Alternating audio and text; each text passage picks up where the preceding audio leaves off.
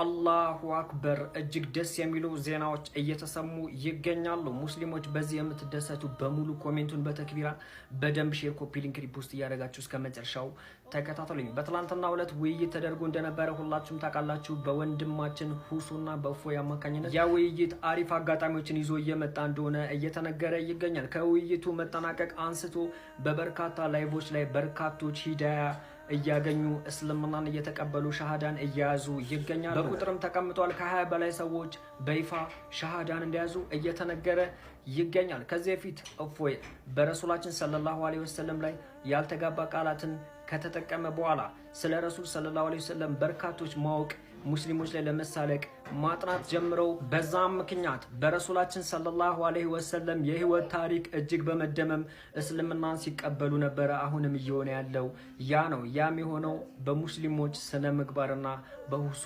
ያስረዳበት መንገድ ሰበብ ሆኖ ነው። ቀደምም እንደነገርኳችሁ ላይቭን ያልተከታተላችሁ ውይይቱን ያልተከታተላችሁ የተቆራረጠ የፖለቲካ ቪዲዮ የምታዩ በሙሉ ፌስቡክ ገጽ ላይ ላይቭ አስተላልፌው ከ3 ሰዓት በላይ ሙሉ ቪዲዮ እዛ አለላችሁ።